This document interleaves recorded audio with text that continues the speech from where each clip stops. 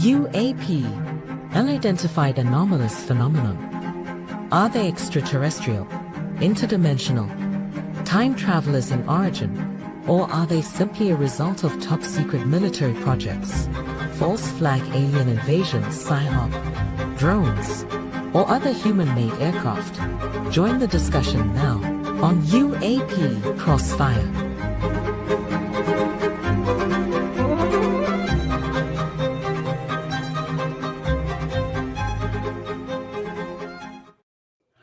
Good evening, everybody, and welcome to UAP Crossfire, where we argue about the biggest mystery in the universe. Are we alone?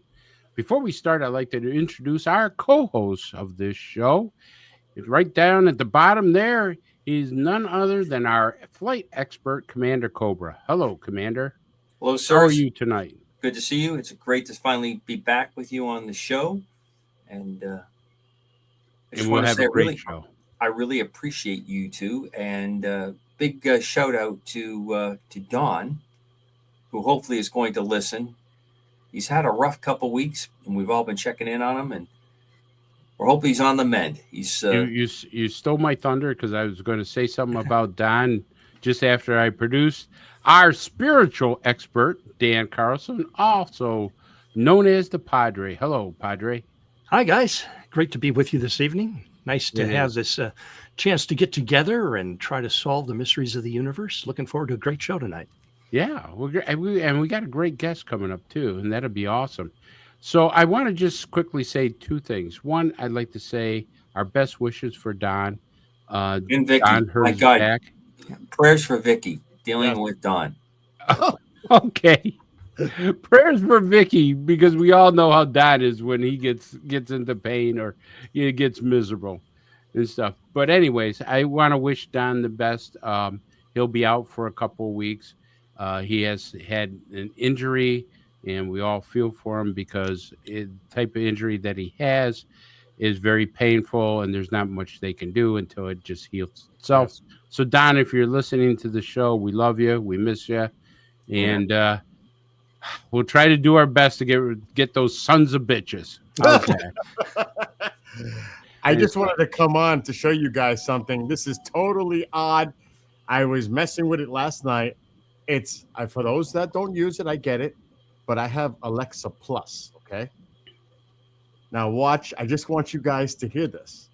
Alexa, can you tell me about UAP Crossfire? Who are the hosts? UAP Crossfire is a podcast that discusses unidentified aerial phenomena. The hosts include John Decker, Chris DiPerno, Dan Carlson, and Commander Cobra. They explore impactful unidentified aerial phenomenon cases and share their research findings. Is that cool or what? Even though your address, I'm sending her flowers. So I just wanted to show you that. I don't know. This has been about the nicest thing anybody's ever said about me. So especially on the internet. Yeah. Anyway, have a great show, and you got a great guest. Whoa, where are you going? Hit the road. Before you get running there, JJ Johnson. Hold on one second. You don't get to run. How was Pine Bush? Yeah. Pine Bush was excellent. You all know Marianne Robb. You might be familiar, Dan. They have UAP PD, and hopefully we'll get them on as guests on a future show here. But they did tremendous. Of course, we all know what Mark can do, Mark D'Antonio. Absolutely. And because he hardly comes up to this area except for Ancient Aliens Live, Nick Pope. So a lot of people came out to see the event. It was the best Pine Bush to date. Figures I had to work. There's always next year. Yeah, it'll be raining, and we'll be down at the Flying Saucer Cafe. It was pouring all day. It was, oh my gosh. But it cleared up for the nighttime. But at least we were inside. But yeah, it went really well. So looking forward to next year. Congratulations, Bill. Billy, you've been under the weather a little bit. How are you feeling? Well, not too good, but hanging in there. I wouldn't miss this for anything. So it would take a lot to get me out of this seat to do this show, especially with your awesome guest, which I cannot wait to hear what he has to say and bring up. So this should be a fascinating show. I think there'll be people tuning in just to see what he says. Yeah. Anyway, guys.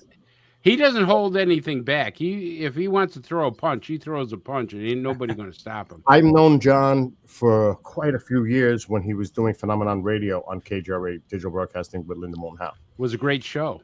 And the one thing about John, he's always going to tell you what's on his mind.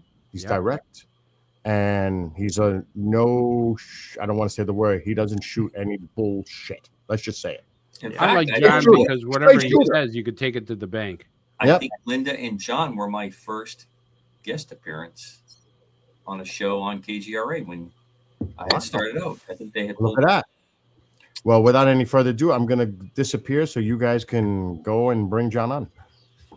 All See right. you Well, guys later. before we do that, I just want to say, hey, put your prayers out to these victims of the airline crash that took place. It was a horrible crash. Our prayers go out to all these people. Nobody wants to see stuff like that happen. Commander, that's a bad one that they just had recently. And, maybe you could explain a little bit, because I'm kind of scared of flying now. Well, again, this is purely conjecture at this point without a lot of facts. Looking at the video, reading a lot of the stuff that's there. As you remember, our unfortunate crash that we had over the at DCA in Washington, D.C. A few months back, that absolute horrible crash there. I was pretty close on some of the things that went. So, and all of this early on until you get the details that come out, and then that has to really be handled by the professionals in an accident investigation. Just looking at the picture and what I have seen, and it's amazing the kind of things that are available in the public realm now. It seems to me, and I'm very, very careful to say this, being a pilot myself and still an active one. It looks like there may have been some errors in that area of the pilot. And why I say that is very experienced pilot from everything I could learn online. Very early rotation, and that speed, the VR speed, which is where you bring the nose up and leave the ground. It was a very warm day. It had very low wind, and the altitude. There's a thing called density altitude. When the temperature is high, the air is thin, and then when you're physically further above sea level, and this airport has some altitude, that contributes. So those two factors, and it's actual physical density. It's how many air molecules are in the air, and the higher you go, there's less air molecules, less density, so that requires more power. Very heavily loaded airplane because of the length of the trip the direction they were going requires to have the aircraft be able to burn extra fuel for the direction that they're going. West tends to have a wind in your face, so you're fighting that. And noted by a number of people, and noted the same thing in there. There is a condition where you generally have flap settings. I couldn't see the front part of the wing from the videos that I looked at, but the back part of the wing looked very clean, meaning it looked like everything was retracted. So that would have been pretty dramatic. It's either an oversight or maybe there was a technique there that the pilot wanted to accelerate faster and not have the drag. One of the things that's very demanding in this situation on a heavy takeoff, accelerating, often in these cases, pilots will stay fairly low to the ground once they get in the air to accelerate, and there's an air cushion that develops above the runway about one and a half times the length of the wing. It's called ground effect. And what it does, it's a cushion of air because it's pushing down on the surface, especially like over a runway or flat surface. And it allows you to accelerate. Helicopter, we used it all the time. Same principle, to help us accelerate to get into what we call clear air, or ETL, effective translational lift.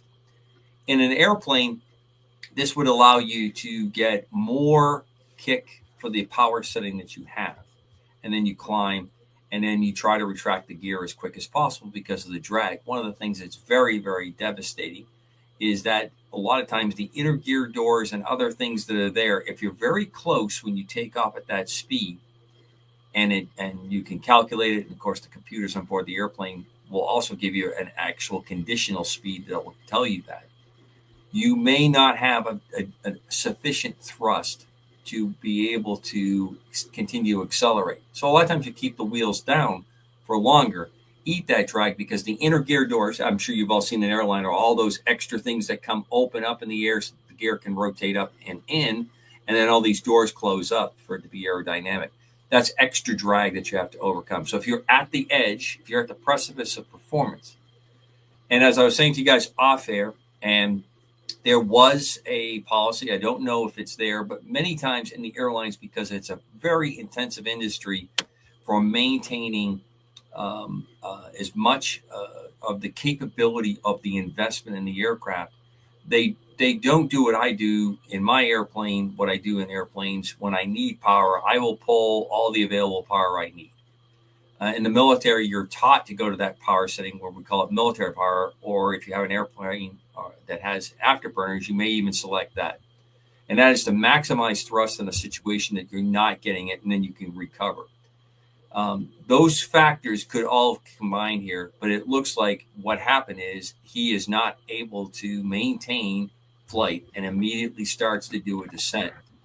The only thing I can think of that it could have possibly done, and he may have not had terrain, the pictures are very hard to tell, rising terrain, even slightly rising terrain around the airport, would prevent you actually have to push your nose down and dive towards the ground, believe it or not, to accelerate the airplane and get more air over the wings, and then slowly start to work yourself back up when you're in one of those very heavyweight conditions, which it appears that he was at. It's a horrible tragedy. We'll see what comes out in the investigation on that. I know that the preponderance of what has gone on in the last 6 to 9 months for airline flying is really attention getting and quite horrifying, quite frightening. Sure. But I have to tell you that even with these horrific accidents, airline flying is still the safest movement of transportation on this planet, believe it or not. It's still in the high 99 percentile of the number of people that are flown and the types of accidents that occur. In the airline industry in general, their philosophy is you aim for absolute perfection and you land on excellence, because you can't achieve perfection, despite what they'll tell you in the AI world, and I'm sure that'll come up later, since we can't go a show anymore without talking about that. But that's really, it's still a very safe way to go. But there are a lot of factors that are coming together that are making a lot of people nervous, and it's justifiable to be nervous. I mean, the situation with air traffic control, we've heard about Newark, we heard about New York, the kinds of things that are on there, and this really incredible demand for flying puts a lot of pressures on the system. Just one question I have for you, and then we'll get on to the other subject. But I saw there were technology is such now that if the airline goes bad or something happens, that the actual passenger compartment can jettison itself away from the airline. They're coming up with some kind of technology that parachutes come out or something. I read that in a magazine, and I'm like, there has really? been talk for years of having these systems. There's nothing like that out there right now. Doesn't the B-1 bomber have something like that? B-1 bomber actually uses ejection seats. The Okay. F-111, the fighter bomber F-111, used a capsule. They did not have parachutes. They did not have ejection seat. The whole front capsule of the plane would depart, and then a parachute would open, and it would land. They would land in the capsule. Very interesting technology. I could go on for hours about that particular capsule. It was actually a lifting body and some of the things that happened during testing with that airplane. So in general, no. And one of the really big problems for that is the cost and weight penalty for putting those kinds of systems on there. So what you do is you build in redundancy into the airplane, and then you build in thrust capabilities. As you can tell in this particular airplane, you have enough thrust in one engine to fly out if you lose the other engine. That's how we're building the airplane. That's how it has to be certified as well. There could have been something that had something coming down the pike, but quite honestly, the only airplanes out there right now that are flying with a parachute recovery system are very small, light civil airplanes that have the ability that a ballistic parachute. I had an airplane many years back that you could do aerobatics. You're supposed to wear a parachute in aerobatics. It wasn't big enough to wear a parachute, so they built the parachute into the back part of the airplane. And if you got out of control, you could ballistically fire the parachute, and the whole airplane would come down shooting all. And there's a couple airplanes out there right now that use that technology, and some that have been adapted. All right. Well, thanks, Commander. It's always good to know if travel is safe nowadays. It's a crazy world. And I'm not the right guy to ask, Chris, because if I don't fly myself, I very rarely will get on the airline flight. And it really has less to do with safety. It's just that I can't have my blood pressure go any higher. And it starts with the difficulty of just getting a ticket, okay, and what you have to go through, and then so much easier. And I don't like to take a cheap shot at TSA, but TSA and we don't mesh real well.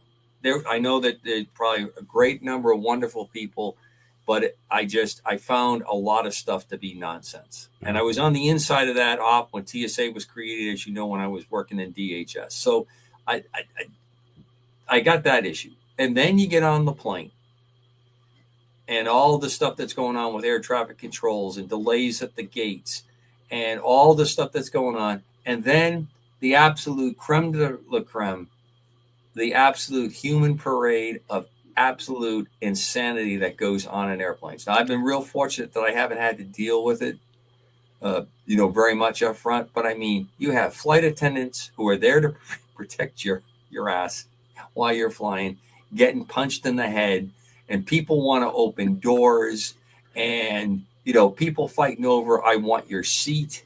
It's not it's the seat I wanted, but I didn't get. I mean, I know how I would react if I had somebody. I hope that I would take the Christian path and go, fine, whatever, let's just go. But I also know that I'm falling short many times. And in that situation, if you get me at just the right time, it's not going to go well. It's just not. I hate that. I avoid it. See, and this is why I like trains, Commander, because if somebody wants to open the door and jump out, hey, go ahead. Yeah. We don't mark it down. We'll let the conductor know.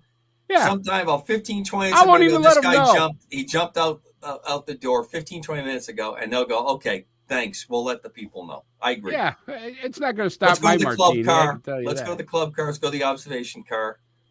And count how many cows are in fields, Yeah. Hey, you never know. Maybe they have an extra dinner I can eat or something like that afterwards. I don't know. But I like trains. I'm a big train guy. I get on the train, and that's it. All right, well, let's get to what our show is really about tonight. We can be talking about trains, planes, and automobiles all night if we wanted to. As you know, the Wall Street Journal published an article about how our U.S. government has been pushing the UFO story. That's what's really flying around the skies are man-made. Really. I'm not sure about that.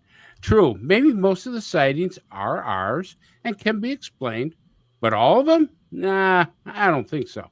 So tonight, we have U.S. Air Force retiree John Burroughs. And I'll tell you, I love John.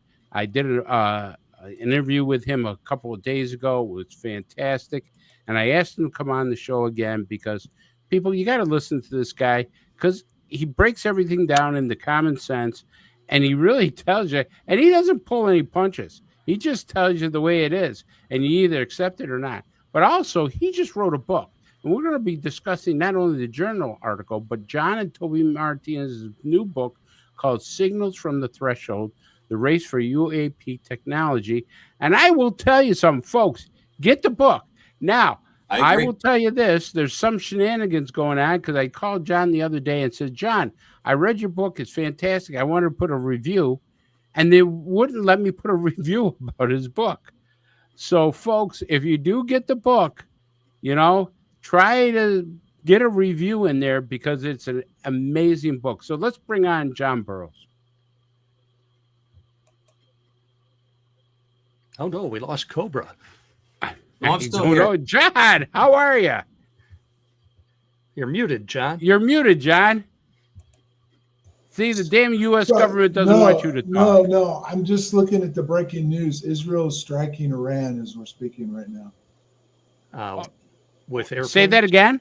Israel is launched an attack on Iran right now. Well, Wow. I was goes just the checking stock it market. offline. That's why my camera's down. Okay. Yeah, it's they according to Bill, he's starting to put up links and everything. I didn't want to open up the CNN link, but it appears it started. So before we get started on anything else, Godspeed to everybody tonight that's conducting this operation, because they're not going to talk about it right now, but it's almost guaranteed that we'll have some of our own airplanes involved in this, air crews involved in this. this is breaking news, John. Can you tell a little bit about what's going on and your thoughts about it? Because we've had great conversations about this whole thing. Oh, well, most of our conversations was would they do it or not? And I personally was 50-50 on it. I mean, he was trying to negotiate a deal. Well, somebody's putting something up. That's Axios with their latest story. Israel strikes Iran, explosions in Tehran, sirens in Israel. So the games have started. Yeah, and these are for keeps, guys. I mean, this won't be like the last couple where they tapped them. If they're going to do this now, it's going to be all out. So they're going to take out the nuclear sites. They're going to take out their military capabilities. And to be straightforward, nothing against Israelis, but they're going to need our help to do it. So, Do you think we will interesting. actually strike too, or play more of a support role, John? Oh, we've got, what do we got over there right now, Chris? B-52s, the B-1, and the B-2. So, and we got two carriers over there. They've kept the Nimitz off, said it's still in the Indo-Pacific, but then tonight they admitted it was in the area. So, yeah, we'll be involved. I mean, our tankers will definitely be involved, but the Israelis don't have the aircrafts to take out the nuclear sites. So I highly doubt that they would do this strike without the fact that we're going to hit the nuclear sites. So. John, I'm going to go one step further and say that there's going to probably be some regional support with them as well. Yeah, that's why I told Chris to look at the 410th AEW. I was over there for one of those operations, but yeah, there definitely is. They're tired of the Iranians, but this is the final thing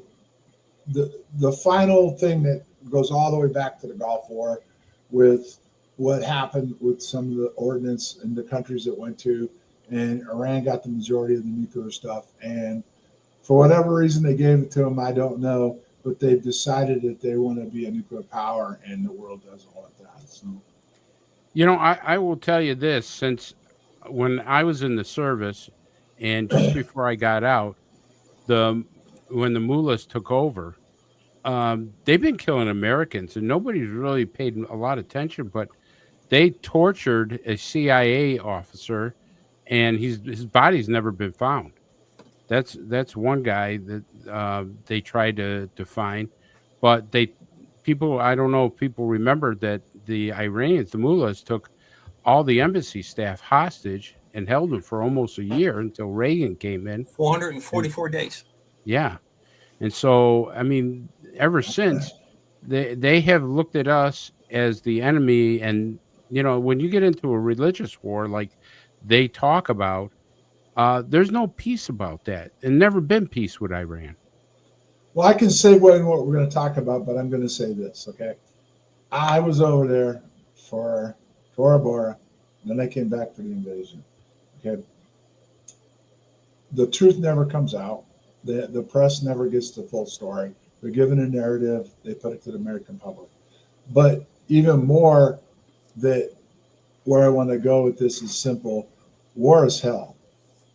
And when you go into war, it's for keeps. And if you don't, then more people get hurt than if you do.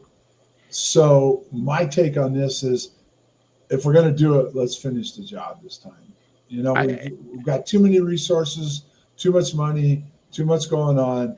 If the decision's been made, then let's finish it. Now, the only possibility to this is the United States doesn't get involved only because Israel wasn't publicly told not to do it, but Trump didn't quite want it to happen yet. But the only thing that surprises me, Commander, you know what I'm talking about, Friday in the Middle East is the holy day. No, And well, Trump had made the comment he didn't want to hit him on the holy day. So. right. Well, the holy day is Saturday. It's Friday. Yeah. That's no, what it's Friday. Saturday. Saturday is their Sunday. Saturday is it's the Sabbath. Saturday Sabbath. Friday is Saturday there. Well, then I guess changed because when I was over there Friday, everything, the bases we were at, everything shut down. It's their Saturday. Thursday night is their Friday night. Okay. All right. So but Saturday is the Sabbath for those dates. Okay. All I know is that he didn't want to do that during that time frame. So, I mean, but they are. So they're hitting them it'd be like hitting us like they did in Pearl Harbor. So that has a tendency to rile the public up, you know, even though maybe they don't want the regime in charge and they're not happy with everything. It still will cause some problems for some of these regimes in other countries too that they were hit during the holy time. The other factor is up until now, the Israelis, when I was over there for the different operations, we kept the Israelis out of it because of the ramifications for that would happen like Jordan and Saudi Arabia, Kuwait and stuff. Right. So the coalition wouldn't hold together, and the coalition was Arab states. Right. So evidently all that's off the table now. So some things have changed, John. You had the Abraham Accords, which had normalization of a number of nations with Israel. You had 7 October that occurred, and that was purposely orchestrated by Iran through Hamas to keep Saudi Arabia from normalizing its diplomatic relations with Israel. That was one of the goals of that operation. So you made a remark earlier about the press and the press not being told. The press from our time when they were digging for that stuff is not intellectually curious about anything. The last 4 years had to prove that. They play along with whatever is passed to them by it's not press, it's propaganda. It's got nothing to do with journalism as I know the word. Well, that's true, but that kind of started back under Obama, and there was a CNN report. That's when CNN completely flipped and lost their minds. They went over and were covering Syria and what was about to happen, and they went over. She did some digging, gathered some stuff, going to come back and put it on air, and the DOD stepped in and stopped it. CNN agreed to it, and they stopped it. And she started complaining about it, and she got fired. But from that point on, the press has never, ever been independent anymore. I mean, the one agency to me that still had some independence, but they've even lost it now is 60 Minutes. They don't really do anything that's going to be controversial anymore. They don't want to go out there and rock the boat. So yeah, the press is dead. It's propaganda, like you said, to fuel both sides. And so there we stand. And I mean, and we could segue right into UAPs. That's what's going on with that right now. I agree. It ties in so perfectly with what we were our plan to get into, and we will. But this fits hand in hand with what's happening. The new media is how you're going to get that. The new media is what's telling you what's happening right now. There'll be handheld, uplinked, although it's difficult in Iran to do that. There will be reports that are going to come from there that's going to show you what happened. There'll be flight aware and some other stuff that's using the tracking of airlines that are now getting out of the way of airspace. They'll be showing you where the Israeli tankers took off, because you can't do these kind of operations without tankers. And as I said before, you're going to have more and more stuff that'll piece together. And the military, all these militaries, all these governments are using all these tools. What they can't control, they're going to flood, i.e. what I've said for years that's gone on with the UAP, UFO process that we're living through. And then what they can control, they're going to seed the ground with that. And the ground has been seeded for this for a while.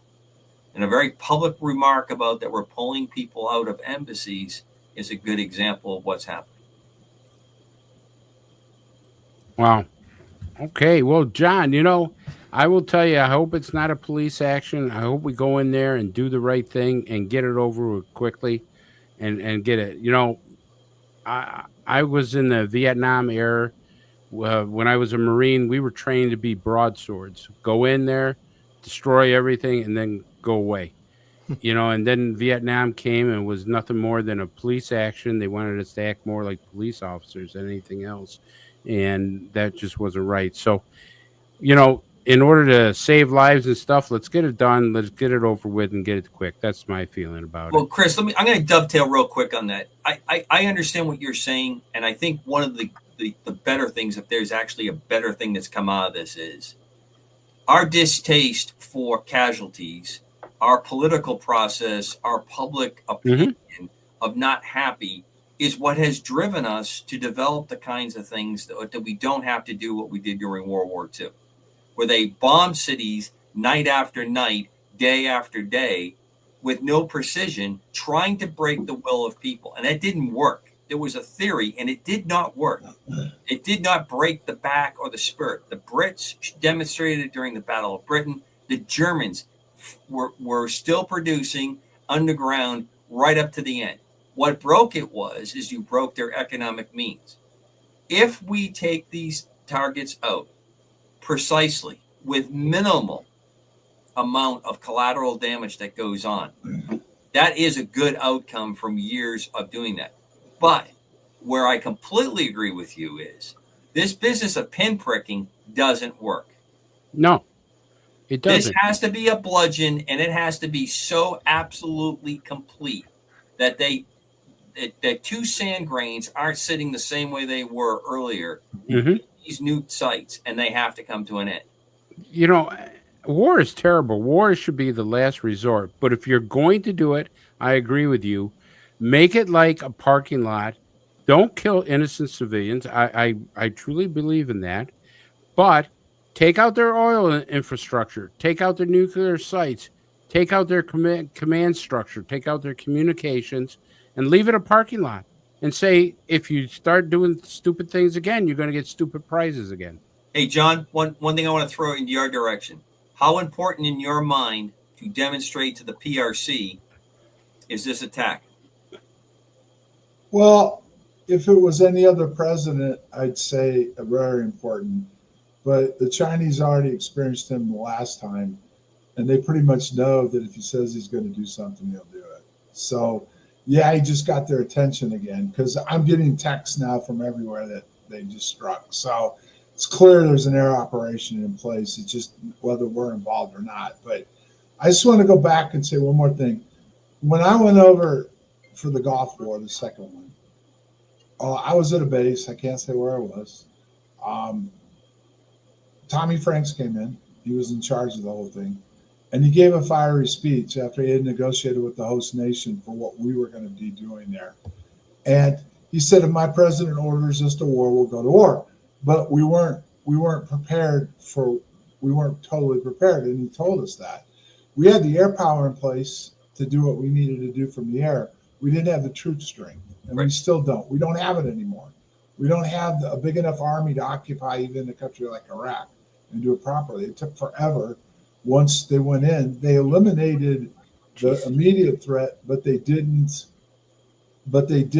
occupy the country. So, like, if people think I'm thinking we should go in and hold Iran right now, we don't have the capabilities to do it. We do have the air power to take out their facilities and their military installations, their Scud missile sites, their missile sites, eliminate their Navy and all that other stuff. But we don't have the ground strength, even if we mustered everybody right now, to even occupy Iran. Sure. And I think the taste for occupying is not there. Right. I think 10 to 12 years of what went on in Afghanistan and Iraq. Well, that was all purposely done to keep the industrial military complex going, Commander. I mean, no disagreement. I flew over on a mission for Tora Bora, and the mission I was on Evergreen Airlines, and the pilots had been flying nonstop since 9/11, and their company had been told to triple in size from what they were, and they were almost non-existent. They were down to 4 airplanes at that point. and they didn't have enough pilots, and they have to recertify them. But they were told it was going to take 20 years. That was 3 months after 9/11. How the heck did they know that the war would go 20 years? Back it was in February of, right after September was the 9/11, and in February they knew. So they knew right then and there the war is going to go for 20 years. Now, the other factor that I've talked about, I'm not afraid to talk about, was I was in and out for 30 days for Tora Bora, and I was told before I left I'd be back for the invasion of Iraq. Well, if you go back to that time frame in March, Iraq wasn't even on the radar. It wasn't even being talked about being invaded. They were already preparing to invade Iraq. They were bringing all the equipment, switching it out in Kuwait and everything else. These wars nowadays are different than the old wars, when countries were legitimately like World War II and I, and even Vietnam and stuff, as far as there was more of a cause. These don't have a true cause. There was no reason to invade Iraq after 9/11. There was a reason to go in Afghanistan, but there was no reason. He was contained. And then we didn't even go in the right way. We didn't have the true strength to occupy after we took it out. And you just can't help but realize this is to keep the industrial complex going, the military complex going. You can't have 9 aircraft, 11 aircraft carriers, all these fighter squadrons, all these bases, if there's no threat, if there's no real threat all the time. And that started after World War II, when Eisenhower warned us and said, we need to up our military. We just don't need to go back to where we were before World War II, but we don't need to expand it so much that it becomes more of a complex, and not just we have more military capabilities and we can, pull through, as far as draft people and do all that stuff. And once they did away with the draft, we just don't have the manpower anymore. So I'd like to ask a question of both you guys, because I'm a ground pounder, so I'm not privy to air and stuff like that. Do we have the actual explosive ordnance or the ordnance to take? I was watching these videos of these deep underground bunkers that Iran has. And do we have the ordnance to actually destroy those bunkers? I mean, they're pretty deep underground. I mean, if you look at them, they're like miniature cities almost under there. Well, he's a pilot. He could probably give you a better idea. Commander? Yes. We do have it. Yes. Non-nuclear. Yes. Would it be layered though, Commander, where they had to go in and hit it at different munitions at different layers, kind of like what Top Gun showed? When you start playing around facilities that do this kind of work, that are doing this kind of manufacture, part of the reason they have it is for protection. The other part is for containment. You breach the containment, you're not going to be able to do very much in there because of what you're moving around. The physical materials that it becomes very dirty. That's part of it. And as you alluded to, Chris, there are other weapons, and I don't think that would be anything that's in use. Again, for anybody who's listening, I have no insight. I haven't sat in any briefs on any of this. I'm just looking at it from what I can see. There are extremely high-end weapons that have nuclear capability to do that detonation. I don't think that's in use. So there's a couple things that happen. If you're able to bottle up areas, and remember, the Iranians are in a they've been in the hurt locker from the last serious attack that the Israeli Air Force created on them. It knocked out almost all their air defense capabilities, and it put serious dents into their command and control capability. So their ability to do that, and the mullahs are barely holding on to a large part of that population. A large part of that population that still, for the older folks, people my age, that remember what it was like under the Shah. And I'm not saying he was a great guy, but their society was a lot more open, a lot more culturally Western, where most of the Arab world wants to go. I know they're not Arabs. I understand they're Persians. I'm very familiar with the area, lived in the area for a long, long time. So my point is, you don't want to have something so devastating that you can't allow what I think they're hoping. And if we ever are back in the game where the CIA and other agencies are doing the work that they're supposed to, you are working with those groups to try to get them back to where they once were. An incredibly important culture in Persia. an incredibly advanced culture going back to biblical times. And for the particular topics that we talk about, long pole thinkers on extraterrestrials and related subjects that we talk about going back into their ancient manuscripts. So it would be wonderful if they were not under the yoke that they find themselves under. So you don't completely wipe it out. But if you can control access points, if you can devastatingly hit that, and as you alluded to, Chris, if you take out the oil capability and cripple them, they got a large infusion of money, of capital from the last administration. And we didn't get a lot out of that. I don't know what the goal was. I guess the goal possibly was to buy time or buy peace or whatever it was. Not a long, good track history of that happening. Didn't work. Now you have this activity. You have a large amount of money that went. You have these proxies that are working in Lebanon and in Gaza that have caused this stuff that's going on. And they had the opportunity and they played along to come up with a peaceful resolution. And I think they felt that they were at the right place, that they could get their ability to do this. And I'm strongly, I have no inside track, but I strongly believe that many of the Arab nations in that part of the world are tacitly supporting this activity because they do not want to live under the threat of what's going to happen. Well, that's true, but they're scared. They're scared of what their population will do. I mean, it's no different in this country. We have a divided country right now, and there's one group out there protesting and burning and doing all that stuff. So these governments have to be a little bit concerned about, how their population will act if Israel does the operation and stuff. So, I mean, it's got to happen if they're not going to have news, and it's at the breaking point now. So, I mean, yeah, my phone is blowing up right now. I'm sure your guys' phone. Yeah, I've gotten 3. AP's confirmed that airstrikes have taken place over to Iran, but it's interesting. They also said Trump was on the line talking with members of Congress when it started, and they took him inside. So he obviously may not have known this was about to happen himself. This may be a total Israeli on their own. They went on their own. They're tired of waiting. They've been promised for years that Iran wouldn't get a nuke, and they're probably right there. So they could either wait or do it themselves. We'll see. Roger, where you at on all this besides saying prayers up there? Yeah. Well, I've been reluctant to say anything and risk demonstrating my ignorance. But, Iran has been operating terrorist proxies throughout the Middle East, and they're responsible for so much death and destruction. And what we're going to see here now is a potential for the region to kind of have a renaissance or a rebirth. Because if memory serves me correctly, I think is not Iran mostly a Shia country, and Saudi Arabia is Sunni.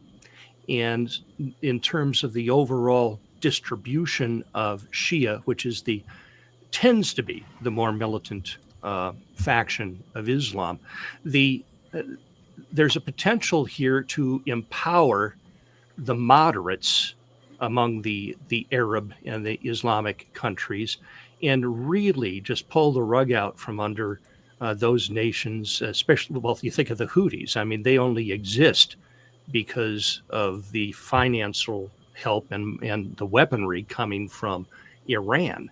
And so this has the potential to cripple them. It has the potential to maybe pave the way for the expansion of the Abraham Accords, which could be a very good thing, I think, in that region. So that's kind of my 2 cents worth. Can I ask you a question, Father? Sure. Okay. According to what I've heard and seen, if the Abraham Accords go through, the rapture starts. Okay.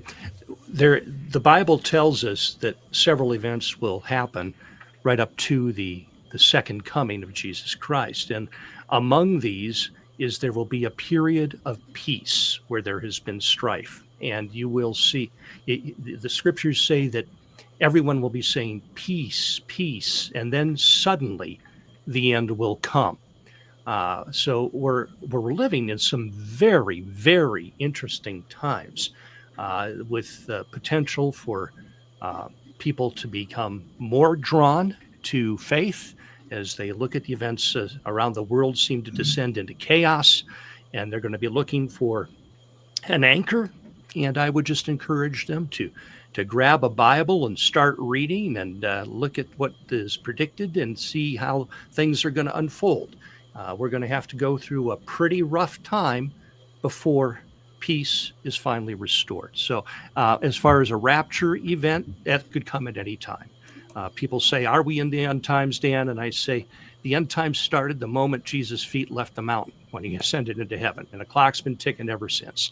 No man knows the day or the hour, so we just wait and look at the signs. The Bible does say that even though we won't know the name or the day or the hour, we will know the season by looking at the signs going on around. We certainly have a lot of blinking lights on the biblical control panel here going off, telling us that these things are prophecy being fulfilled. Yeah, just when I got the Stark marker going in my favor, it's got to be the end of times. Oil's up right now at 4%. It's already shot Yeah. up 4% on the Great. opera. So it's going up. So, but anyway, Yeah, the let's stock market's going down. segue into UAPs right now because there's a lot we don't know yet. I mean, the thing is to me, I said this, and then we can go into technology and stuff, that when Iran launched those 100 missiles, they were using UAP technology. Israel was to bring them down. And the fact is that it was interesting in 1980, which nobody knew at the time, but Reagan first introduced SDI when he became president, which was in 81. He started talking about it. But they were working on SDI technology right outside the back end of Woodbridge. John, I must ask you to please elaborate on that. Israel using UAP. Well, that's who technology. I am. I'm trying to go to that point. Okay. Yeah. So at the time that they were SDI partly has to do with lasers, plasmas, and targeting plasmas and a lot of other stuff, right? Mhm. Stuff I could talk about that's not classified, but they use lasers, plasmas, targeting plasmas, and tracking devices to bring down these missiles. In the last month, there's been all kinds of articles coming out. Boeing is in the process of developing what they call a time dilation bubble that will track troops, tanks, aircraft. And part of what SDI was about was drones, plasmas, and a bunch of other stuff. Now Trump just talked about the Golden Dome. So if you watch those videos that they showed when those missiles you could see something blue being moved around and a laser moving it around, and then there was an explosion. So UAP technology, UAPs are different than nuts and bolts UFOs. But They've now gotten drugged into this, but a UAP and what we've been talking about and Congress has been being briefed on is different than a nuts and bolts UFO. It's a craft, and biologically, everybody seems to think that somehow whatever is in it will be quite a bit like biologically like we are, something like we are. UAPs are different. Are you suggesting that directed energy weapons were used? Yeah, that if you know the history of warfare, right outside our back gate, they were working on or the death ray they called it, which is lasers. When they were working on that, they discovered radar. So they were working on that on both of them, which tie into SDI, which now will be part of the Golden Dome program, right? But there was a system called the LAND system, which was actually in the lighthouse, because they used to say the lighthouse was involved, but it was because they were using the nuclear power from the Sizewell nuclear power plant just up the coast to drive all this technology tests. The key to this is there really is some kind of intelligence that even Project Condign said exists. It's a UAP, and it's intelligent in nature. It's able to do a lot of the stuff that's being reported on now. And we've been working on this for years to understand this and its different parts of the world, and then be able to weaponize it. So, like, for example, the Salas incident in 1967, right? It wasn't just there that they had an incident. There was across all the northern tier bases had incidents, right? there's a generator called the Marx generator, and it's evolved over the years, and it's been involved in with radar systems generating power and everything else. And it's some of the generator power they're using for some of these weapon systems now. Well, it was tied in, and it's called the SAGE system, was tied in to directly into those launch sites. And all across these launch sites, the Northern Tier bases had SAGE systems and SAGE radar. And between the Marks and the SAGE radars, they could create plasma and plasma EM plasmas. And then the Mark system could be used. So that Wall Street Journal report wasn't wrong. The EM generators are capable of creating plasma and EMP type frequency weapons and stuff like that. So, but then they said, well, where was the generator? It was tied to the SAGE system, which was part of the over-the-horizon system that the SAGE system was part of. But we also had a major over-the-horizon radar in Michigan. I don't know if Commander can verify some of that. John, you're spot on a lot of the stuff that I know only tangentially from the activity. And the integration, SDI, although it never went to space publicly, at least, publicly, to the level that we understand, the vast technology breakthroughs that came out of that, twofold. The then Soviets lost their minds trying to keep up with it. They didn't know what to do with it, and that just rapidly accelerated their problem. And we also had what happened during Desert Storm. It was a 1-2 combination. And Desert Storm demonstrated the absolute precision, all the things that were going on, plus some other things that were going on in the background. And I'm not just talking about stealth. Stealth was a huge, but stealth absolutely brought down what the then Soviets sold worldwide as a capability, a huge SAM network that controlled the airspace that would prevent anybody in. And, we had airplanes that were flying and dropping munitions down smokestacks, or they were putting it in the precise window that they wanted to drop it into to do what they wanted to do. So what has gone on from then is what the precipice we're at now. Not only do we have that technology quite greatly refined, but now we have the computing power, partially AI. Quantum. We have quantum computing, but you actually have the computing power, and more than anything else, the software refinement. That's where all this comes down. Software is the number one issue that all these weapon systems fight with. And when you hear things like the F-22 is, although it's a great airplane and probably the best fighter in the world, you can't do upgrades on it. The F-35, for as horribly run that program is, does present something that no one else on the face of the earth can do. And I guarantee you tonight, F-35s of the Israeli Air Force are doing this or receiving this. They can get updates to the software while they're in flight.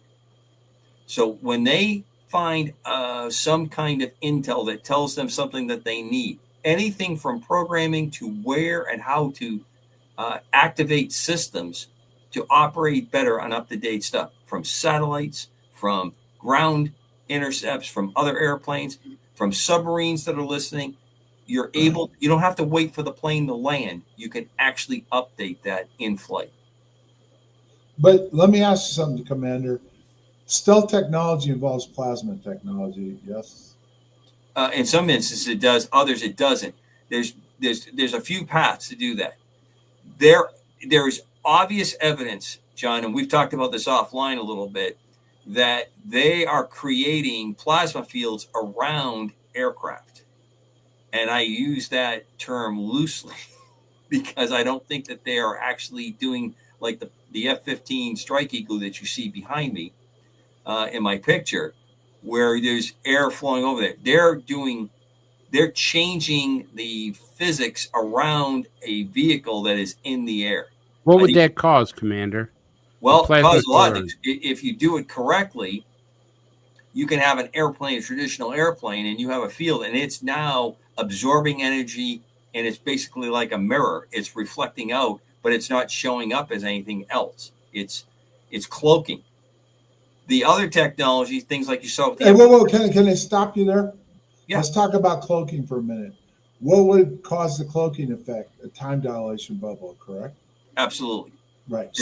There's good math to go with that. Right. So they would create the effect using a classified generator that creates the plasma effect, which then creates the time dilation bubble, which I can relate this is Star Trek. Right. When the Romulans would come in and cloak, they're not cloaking like people think. They're not just disappearing. They're going into a different time frame. They're slowing down time-space metric tensor. They're slowing down or speeding up. So when they disappear, they're still there, but they're in a different dimension. And one of the problems that they were having was the computing couldn't keep up with when they cloaked and reappeared. And cloak's not the word, but that's the word that people would understand from Star Trek.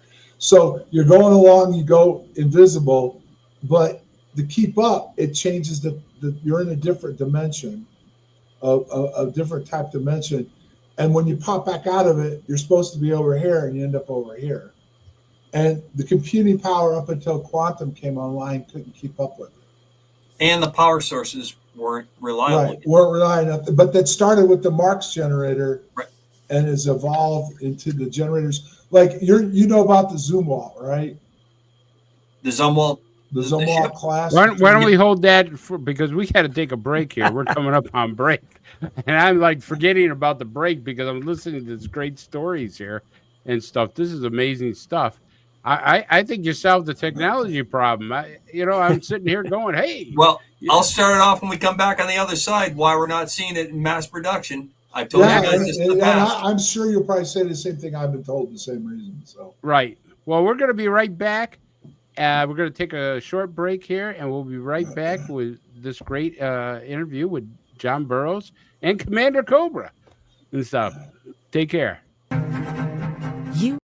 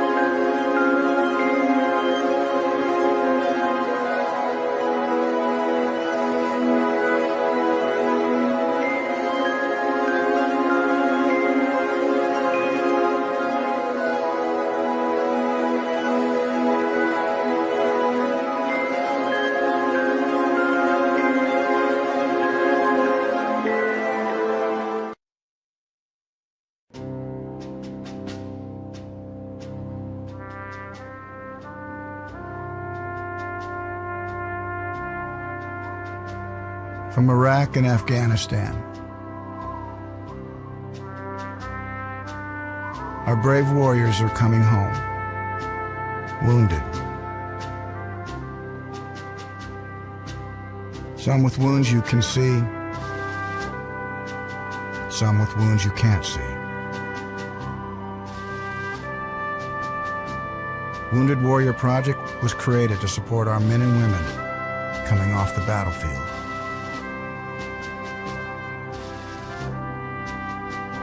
Please help carry these warriors the rest of the way home. Get involved at woundedwarriorproject.org.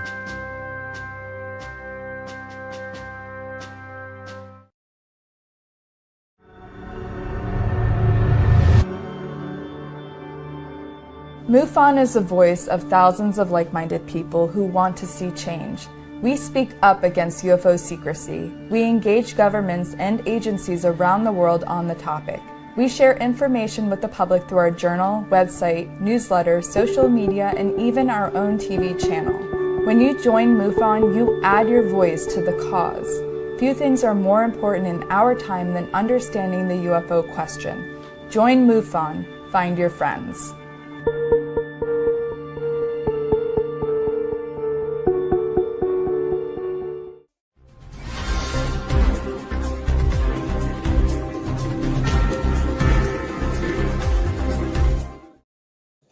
We are back with our guest tonight, John Burroughs, and we've been talking about a lot of things: technology, the war in Israel, everything. But I planned for it, and stuff. I just threw away my notes and burned them. So a lot of what we're talking about ties into the book, and it ties into UAPs and the Wall Street Journal. So, John, you made a quick mention. Let's get that in. We didn't get in the first hour. Right. Talk about the book.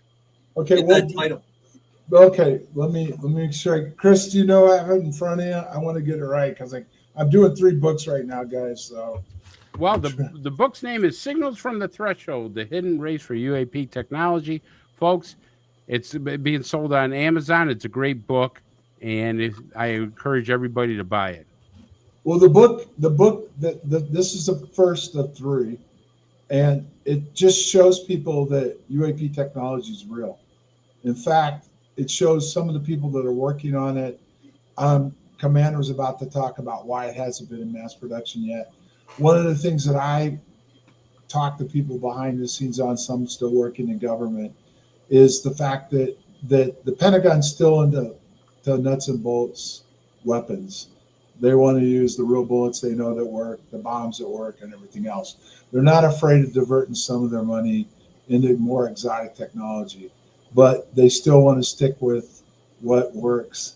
And this exact technology, though it's growing by the week, month, and year, is still not completely reliable like a bullet is, or a missile. But here's the other problem they're running into: why they're going to have to expand this quickly. Commander, tell me if I'm wrong. It's getting real expensive to shoot down $300 drones. Some of this stuff. So we launch $1 million missile to take out something that's worth thousands of dollars, and you can only produce them so fast, and it starts to drain the bank account real fast when they're using. It's just what Ukraine just did to Russia. They took out 30 of their aircraft with a few $1,000s worth of technology and stuff. So yeah, I saw the updated numbers. They definitely tapped 30. They destroyed at least 11. Right. They took out quite as many, but I'm sure they put the hurt on a lot that was there. And so I'm sorry. I was going to say, John, what you said is correct. Every time we've had in history major breakthroughs, we have been slow to accept that because this is how we've always done it, and B, we always fight the last war. And we've got that sucker won every time we start the new one and get our asses handed to us. So those two things together are what hurt us greatly, and I agree with you. But you allude to something historically. Airplanes. No one wanted airplanes into battle. They're useless. The technology is too flimsy. That's not how you fight. When they changed from line abreast, large mass formations from the ancient times to maneuver warfare, all these things that have gone on. And then technology comes in and it gets embraced and we go forward. So I'm going to postulate to you, John. I want your take on it. We have great capability. We probably cannot mass produce it easily with all the other things going on. But if one country or one small group of people has a breakthrough that's so destabilizing to the rest of the world, the rest of the world is not going to sit around for that. If we change overnight or in a very short period of time that petroleum is not the major economic force that runs the world, everything from the fuel in our vehicles, aircraft, ships, to the plastic that we wrap our food in, and how we grow our food and transport it and keep it clean and safe and do all those things. If we change that overnight, that's destabilizing. If you demonstrate clearly that you have such a great capability. This used to come up all the time in all the great sci-fi of the 50s and 60s, where someone demonstrated the capability. There's still quite a few nukes out there that a country may say, these guys are so far up the totem pole, we have got to take the shot now while we have a chance, because it destabilizes this nonsense that we've agreed that we're going to try to conduct ourselves. I think, John, what you encountered back early in your career in England was one of those capabilities that was going on. I think Tic Tac, as we have talked many times in this show, is some of that technology that's being demonstrated. Just like last year when B-2s flew and dropped bombs on the Houthis. That was not to get the Houthis. That was to tell everybody in the region that B-2s can launch from the United States and make it all the way over to that part of the world, and with impunity put weapons where we want to put them. And they did.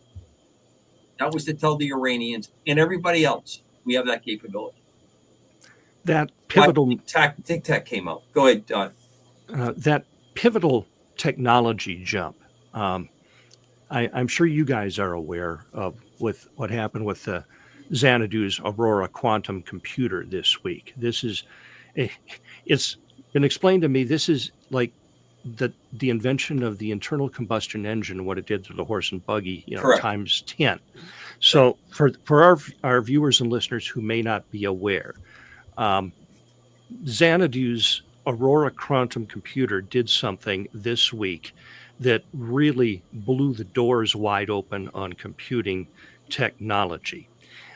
It was able to perform a task that's called the Gaussian-Boson sampling. Now, one of the most powerful computers in the world, other than this new one, was the Frontier supercomputer. And it would take the Frontier supercomputer 7 million years to complete the Gaussian-Boson sampling. This new computer did it in 2 minutes. You look at that level of computing speed, you match it up with AI, and suddenly the world is a very, very different place than it is now. And when you're talking, John, about weaponizing UAP technology and the scenario that Commander Cobra has just outlined, where somebody is saying, okay, that's it. They're so far ahead. If we don't act now, we're not going to be able to act ever. Now, what's that going to say to a nation like China, who might decide if we're going to go for Taiwan, we got to do it right now, because 5 years from now, we might not be able to if this thing's synced up into weaponry. It's not going to be 5 years. Most people, again, this is partly the press's fault, and the American people don't really want to know. I don't know if you guys are aware of this, but they're about to put the first supercomputer fab online in Arizona that's owned by the Taiwanese company. It's about to go online in the fall. Once that goes online in Arizona, Taiwan's not important anymore. They're going to open up Intel's opening one, the Taiwanese company's opening one. There's a third one that the Taiwanese are going to open in Arizona. There's a fourth one the Taiwanese are going to open in Ohio. They put it on hold because they're getting so good at these super chips that they don't need the fourth facility yet. But the Intel one's going on shortly afterwards. Then the third one's already started to be built in Arizona also. So once these chips are being made in the United States, we control the one thing the Chinese want. They joked about it on TV today. That was one of the things that was in the bargaining table, supposedly. And the response back to the Chinese was, well, we'll give you one of our chips when you give us your supersonic missile that you said you developed. And they're like, no. So, well, the joke was, we're not going to give you our best stuff. You're not going to get ours. But we can go one step further. Those supersonic missiles, you know why they go supersonic? You know, Commander? I think I do. Tell me and I'll tell you if that's what I was told. So when you enter that realm, you can't predict the intercept path very well. So it becomes very difficult to do the intercept. Mm-hmm. But here's the deal. Guess what they're using now? Plasma technology. That's how come they can go supersonic and they can hit target like they do. But That's don't we already have missiles that are supersonic? Or are you talking well, hypersonic? the He's talking the hypersonic range. Oh, okay, okay. The hypersonic, yeah, they're using plasma technology now. Okay, John, other than converting it to be stealth-like plasma, what other things that plasma does for that missile? That's all classified. I mean, Okay. I'm not going to try to sit there and tell you I know totally either. All I'm telling you is that we've had a huge advance in plasma technology, which is UAP technology. And to sit there and say that's why from the time they came out in 17 and said disclosure was coming, I said it wasn't going to happen. Because there were two things behind it that told me it wasn't. Number one, UAP technology is not UFO technology. It's not nuts and bolts, what we've been conditioned to believe in, crafts coming from outer space, visiting from other planets, coming down here with some kind of biological being or whatever you want to call it. UAP technology is completely different than that. Now, I'm not going to sit there and say that doesn't exist, that there isn't other biological life out in the universe, but I don't really believe that they've ever gotten here. And if they have, then whatever happened, something happened to them and they no longer exist. But so, John, I want to interrupt you because I know where you're going, and we've talked about this before. But to clarify, am I understanding you correct that the aerial phenomena that you are referring to right isn't necessarily anything of extraterrestrial origin? It could be. We're not discounting that, but we're talking breakthroughs that have been so far, that have just gone so far down a particular avenue that is what is the whole mass suppression and misdirection and deception of information as we've seen over the last few decades. Well, I can tell you this, okay? When Rendlesham happened, they had a guy down there that was a scientist that was studying the UAP stuff that's there in Rendlesham. There's UAPs, not ourselves that we've made. There's energy field down there, and there's UAPs that are there, and they were studying them, okay? A couple other people that understand UAPs pretty well have said they've taken it and put them together. So the UAPs are different. Now, according to Condyne, they're intelligent in nature. They're able to do all these capabilities, just like what Tic Tac was seeing, right? Now, remember, people want to discredit this in the ufology world. The pilots identified it as drones. Now, it was funny how the UFO world said, oh, they just misidentified it. Well, that's what the government says. What people are seeing, they're misidentifying. And then when the pilots identify it as drones, a fleet of them, then the UFO people say no. What I'm saying is for sure, UAPs are not UFOs. They're not what we've been conditioned about on TV. The aliens are coming. They're coming in craft. They're going to invade us, and they're going to eat us or take us over. This is a different type of technology.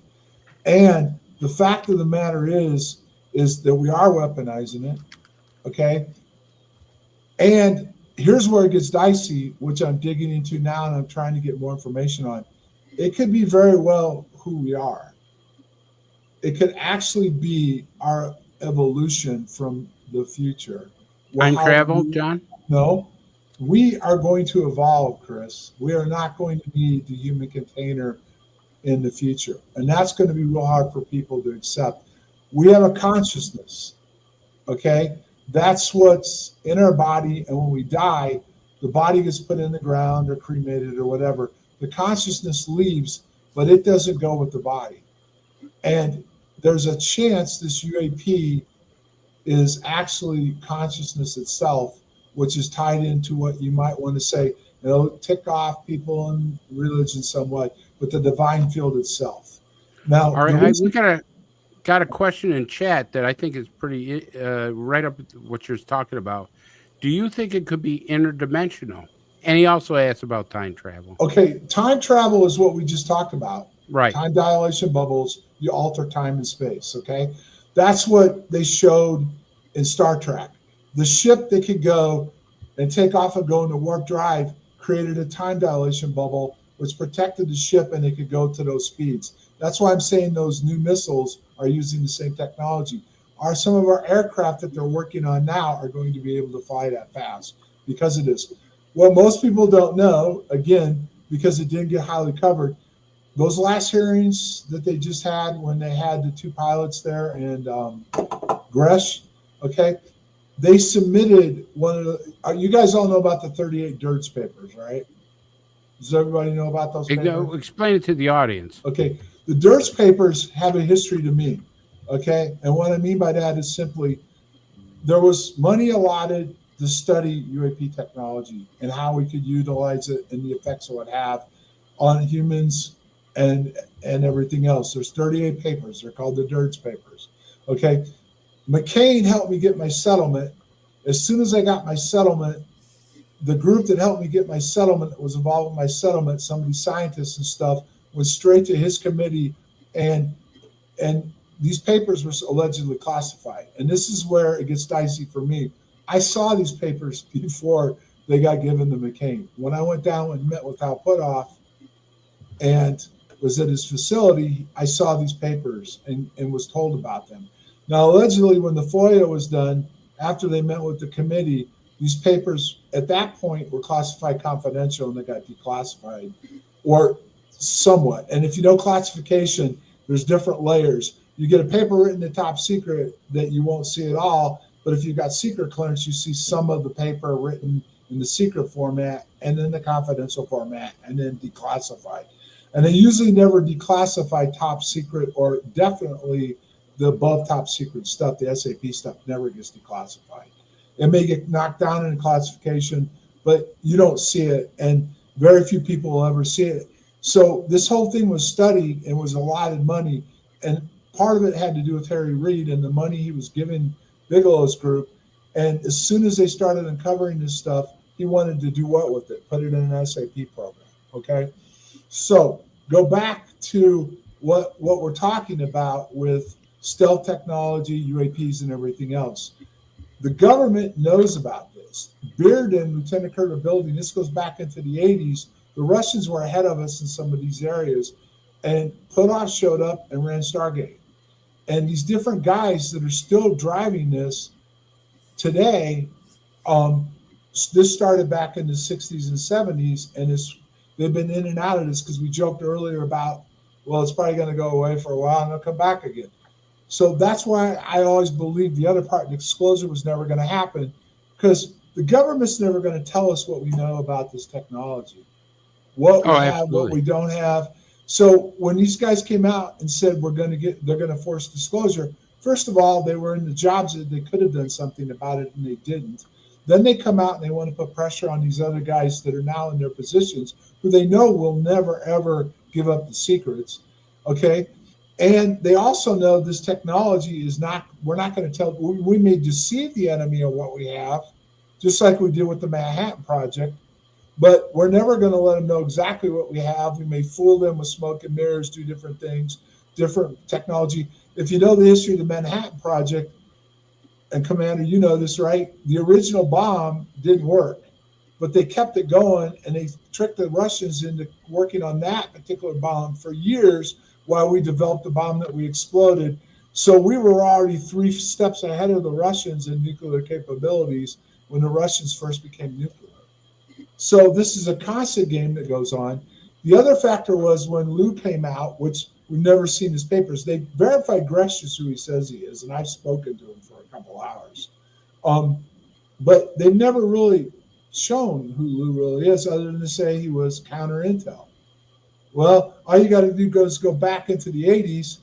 Who was the counter intel person that was the point on all of this in the 80s? Do you remember, Commander? I don't. Richard Doty. He was counter intel for the government. So now Lou stepped up and took that spot. But the whole thing was, we can use this as a deception to the enemy, what we do or don't have. Because I guarantee you, those videos that came out, if the enemy wasn't even already aware of them, they were studying the heck out of them. And they were trying to decide, is it us or something else? Okay? So there's a deception program going on. We're not going to get disclosure. We never will. Okay? And the ultimate gain is what we talked about a few minutes ago. they want money for this exotic technology to advance our technology capabilities. I want to bring up You go ahead. here, you had mentioned, and so many questions in my head right now, but the Salas event in 1967, I think. 67, yes. Yeah. So Maelstrom.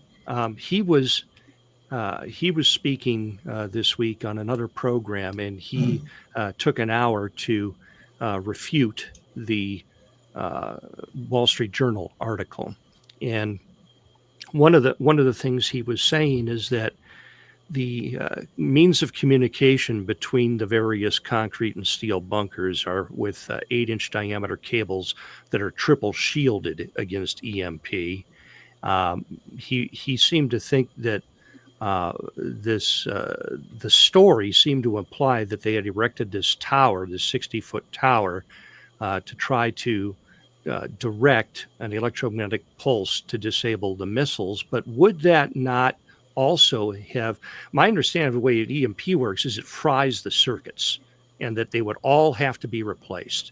And that would take so much time that there's no way they could have gotten them back online within 72 hours like they did. Well, okay, let's take that right there, because this is something that he's trying to play devil's advocate, and it's not true. So you're going to tell me these aliens showed up, and the story is they wanted to take our systems offline, right? Mm-hmm. So they wanted to send us a message, take our systems offline, so we knew what they could do, right? So they were able to go in there on their own and knock the systems off for 72 hours so we could bring them back up. This advanced technology could come and knock these systems out, but we could bring them back in 72 hours. Actually, what's more logical is we were now in another stage of nuclear capabilities and explosions and bombs and EMP bombs themselves. And we knew that what the equipment we had, we were vulnerable possibly to a certain EMP effect, which may not have even been a bomb, but it could have been what they've developed. They have this stuff now. They move it around in vehicles. They have weapons. I don't know if you just saw at the Pope's funeral, they showed a rifle that no one knew existed that they can use on drones now. Right. That uses EMP pulse stuff. So the fact is, the more logical answer to that would be we were testing it. We knew what we were going to do to see if it would bring it down the way it did. And we were prepared to bring it right back online again. Not that the aliens came and zapped our systems and we were immediately able to fix it. So, and one more point there, John. Yeah. We test this kind of capability at home before we deploy it in the field against our enemy. Kirkland. Most of it gets tested at Kirkland, okay? But what I'm getting at is before you're going to try to take this out on some expedition someplace else, you want to be able to measure that capability. That's what Tic Tac was. It was a very public demonstration for the world to see it. And if you go along with the fact that the military is going to use, or the government's going to use, a deception program, you play that up. Just like 2 to 3 years ago when all the drones were flying over the ships off the coast of California, and the sailors were allowed to take pictures with their cell phones, and they were sending that stuff out, and they were swarming around the ships. Swarm drones. Right. And then they all disappeared. The lights went out. No one could figure where they went, but there was another cargo type ship in the area. Come on. We just saw what happened in Russia. But Commander, I'm not giving up anything classified because they put it online now. Right. They don't have to drop them from the ship. The airplanes can drop them. The C-140. Sure. The C-17 will actually fly with the F-35s, and when the F-35s get closer to mission, they'll drop the drones with them. The helmet can control it. The pilots can control these drones. They can actually have their own armada of drones with these strike groups now and stuff. Right. So, and it doesn't have to come from the ground. Even it could come from the air. And that's the other thing. Even back in 1980, we had satellite capabilities, and it's so far advanced now. People always think that whatever, we can create these effects with the satellites too. But getting back to the Salas stuff, right? I was guilty of what he's saying, but he either is just being deliberate because he wants to keep the story going the way it has. When I had my incident happen, when we went out there that first night, What we saw, we could not explain. And we did not want to explain it. We did not want to deal with it when we went back. We did not want to go in front of our chain of command.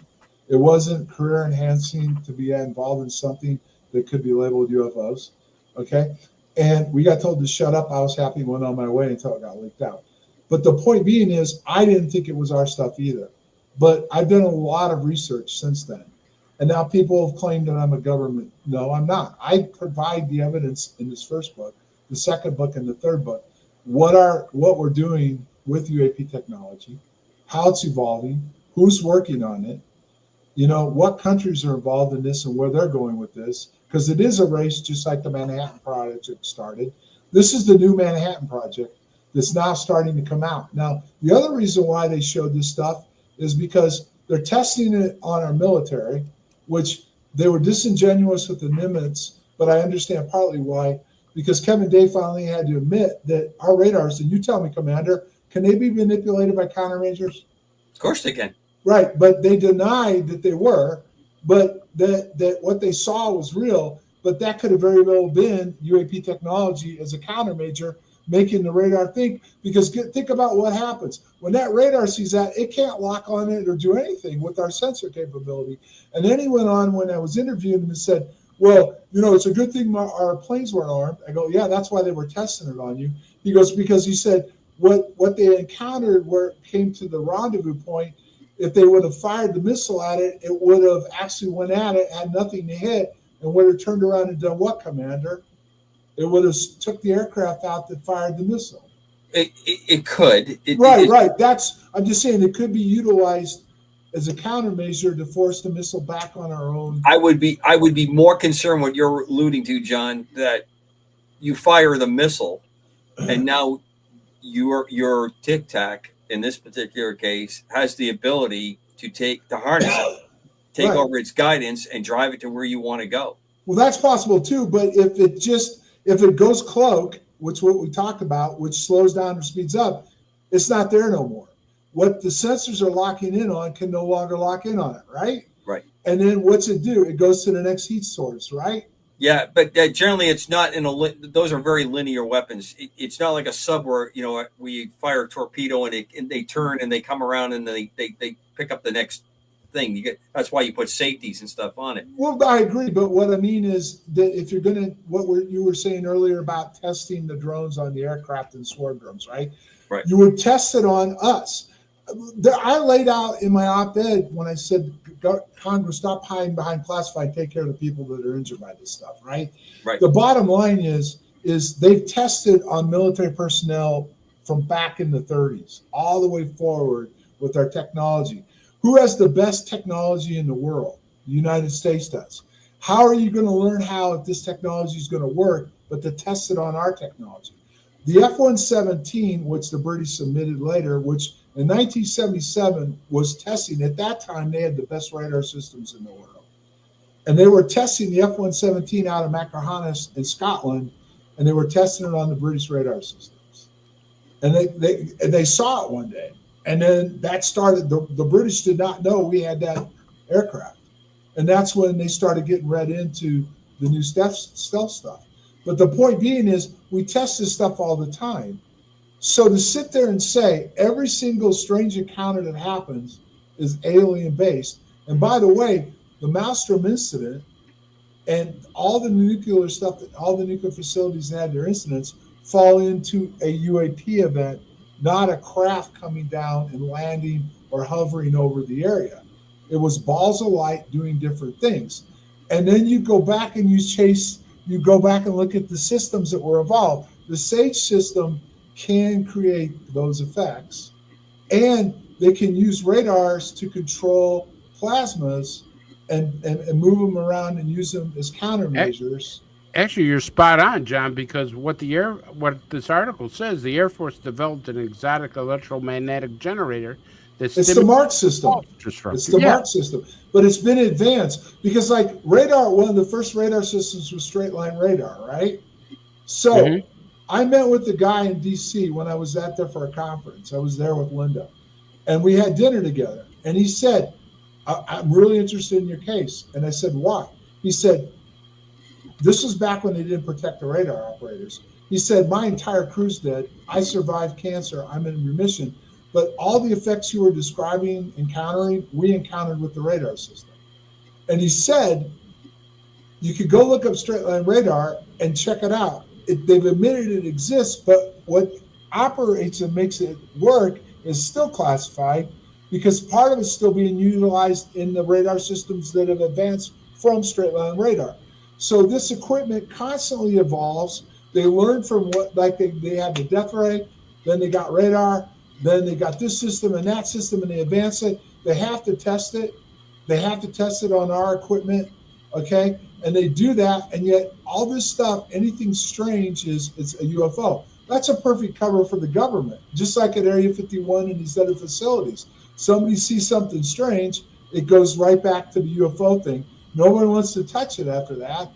Guess what? Rendlesham, the cover story was on Rendlesham 24 hours after the event. Aliens landed. Right. They sent a guy downtown, and we're telling the people that were UFO people because they didn't think they could contain the full story because so many people were involved in it and different flights were, and it would leak out. They went down and immediately spread the story that UFOs were involved. It was UFOs that landed at the course. So John,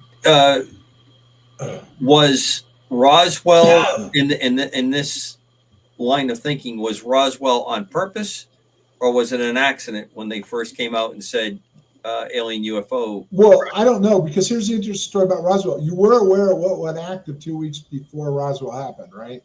Well, I know lots of reports that they talked about in that area and other areas around it, plus the balloon activity that had. No, but that new radar system just went on. They had a triangular radar system that they had been working on the East Coast, but it was causing too much problems. So they moved it down to and made it operational down there by Roswell. And it was down in that whole New Mexico area where a lot of stuff goes on. Probably reality-wise, Roswell's, that area is higher up in the chain of testing and stuff that goes on than even Area 51 or Skunk Works area, because of it's just so isolated and stuff. But that is a good question because of the balloon activity and all that other stuff. What, did because here's the thing that happened. The base announced that what was it called? Department of War didn't. The base commander, something happened locally, the press picked it up and he said it was alien. Well, if it was something we had or were working on, he may have really thought it was. Right. So, and in that case, they had to come back and deny it because they actually had something that they had, and they had to cover it up. But it could have been one way or another. But if you go back to World War II, go back to the Foo Fighters. That's when they started showing up, is because of radar. Go back to World War I. Everybody loves to about World War II. There was activity in World War I. Right. And then also the Germans had plasma cannons. They were shooting at our aircraft in World War II when the Foo Fighters started showing up. But do you think that was the Foo Fighters, John, the plasma cannons? Oh, I did a thing on it. And yeah, I mean, the people that watched it said it makes sense. It was being generated. Radars will create plasmas. And then once they create them, they will then bounce off the radar pings and the way the radar works, and they'll float around. Now, if the Germans are shooting plasma balls up at these aircraft too, they're going to latch onto the radars and fly around. Okay? And remember, that was an interesting time. If the Germans had one more year, we may not be where we're at today, because they were really close to the nuclear weapon. The jet fighter was just coming out. The rocket system, they were making quick advances on being able to fire rockets and everything else. So to sit there and say that Wall Street Journal piece is garbage just shows you how naive the UFO world is. And there's more than enough evidence that UAPs are real. The United States government has admitted it. Congress is investigating it. But people want to stick with, there's a craft. We've got an alien craft somewhere. Maybe we do. But where's it at? And all these guys that come forward, I love the line, "Trust me, bro. Trust me. We've got an alien craft somewhere." Now I don't. Where? I know, and even Bigelow claimed they may have had one, but if they did, why would he admit it? Because think about it. If we did, Commander, have really an alien craft somewhere, do we want the Russians to know where we have it? Of course No, not. of course. But here's the interesting thing, and I'm not a big fan of Nick Pope anymore, but he made a comment that stuck with me because he was doing a presentation one time that I was sitting through, and he showed this particular aircraft the British are working on, and I forget what it is, but it's operational now. He said, we don't necessarily have a UFO in a hangar, but we have UFO technology in our aircraft, which then goes back again to UAP technology. Okay, so that's what I'm trying to show. And I'm trying to show all the interest that they had in me and all the people and scientists that came forward. Do you remember the movie with Phenomenon with John Travolta? Absolutely. Yeah. Absolutely. That was me, for real, with those scientists coming after me and trying to study me, get my DNA and do all that stuff. I went through all that. And part of it was they kept me alive, but that was partly what I had to go through to stay alive, because they were studying me because of what I encountered in Rendlesham Forest. So, John, I mean, think back to the 50s when we lined up divisions of infantry and then detonated atomic weapons on the surface and had them come up out of those foxholes and run towards Right. the detonation site. Right. We tested LSD on MK Ultra soldiers and Army. And the reason they wanted to use Army soldiers is because they had better medical records and they were in better physical entry health to compare what was going on. You know, for all the whatever reasons that we were interested in, you know, everything from the super soldier to just trying to understand what it was going to do. Right. The releasing of course, this is one that's going to hit close to home for those of us that have been around for the last decade. But we're releasing common cold flu type weapons in New York subway system to track how it was moving around in that urban area. So, I mean, this is a fairly horrible thing that goes on. It fits, and I, like you, when I read the Wall Street Journal, and it's not a publication I'm happy with. I don't like their slant on a lot of stuff on how they present it, but I think they're tapping onto something that is very spot on. Well, but here, the only problem I have, the nature of doing this. Right. The only problem I have with the Wall Street Journal is if you're going to say somebody's name, if you're going to cite their incident and say their name, they should have contacted them and asked them. Sure. For writing a story, we would like a comment from you and put it in there. Even if it's no comment. Right. Right. But there is a side story to this that you need to know, Padre. Okay. Okay. All right. I have had a lot of interaction with Congress, with Grish, with the Aero Committee, and everything else. And they chased me. Solace chased them.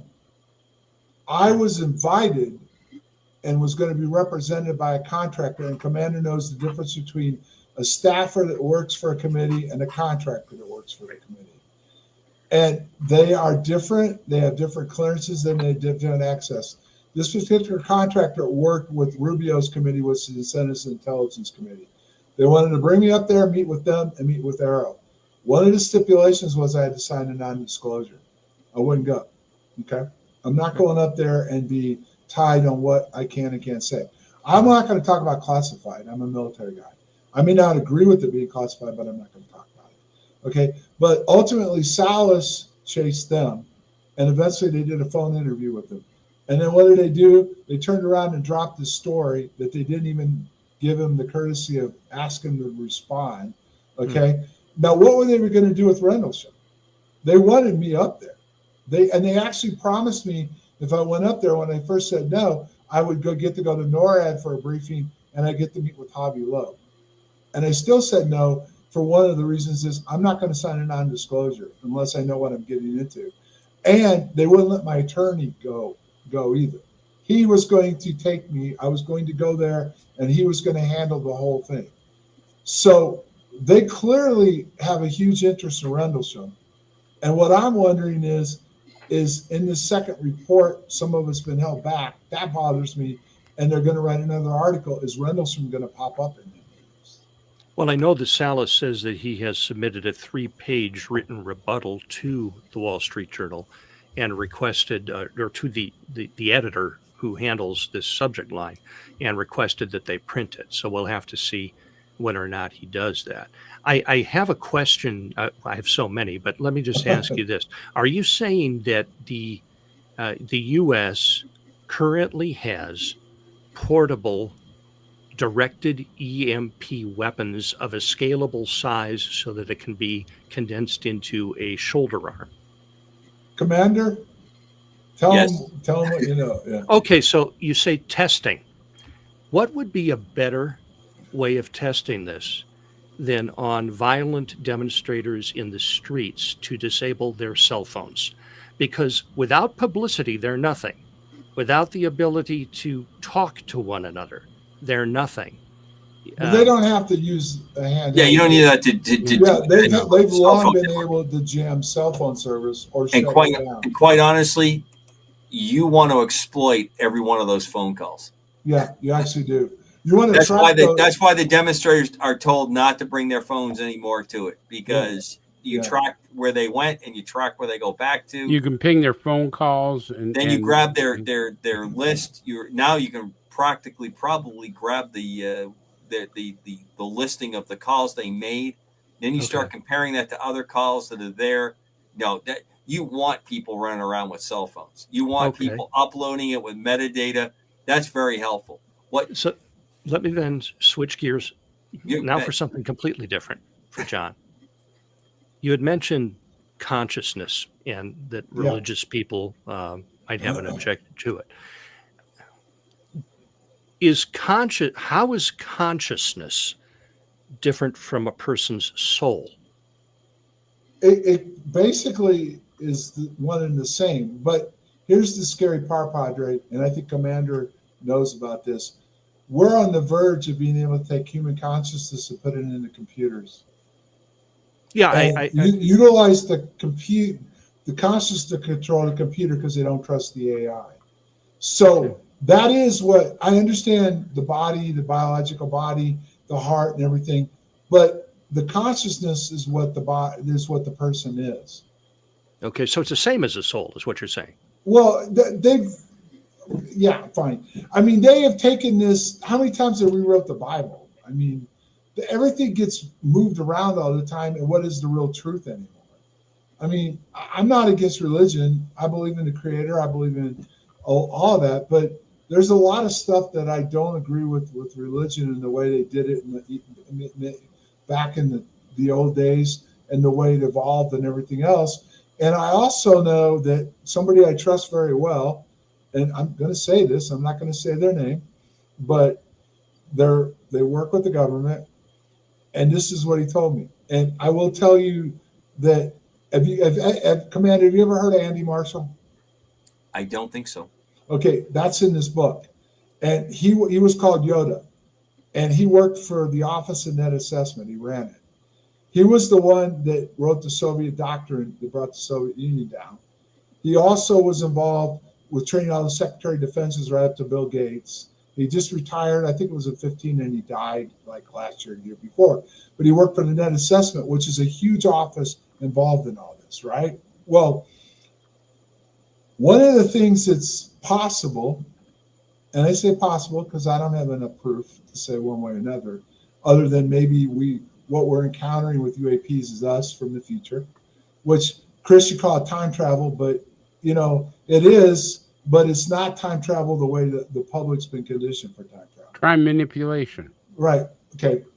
But take the 10 Commandments, and those were governing for civilization. It wasn't so much to be utilized the way religion used it, but it was a governing thing for government, not so much for religion.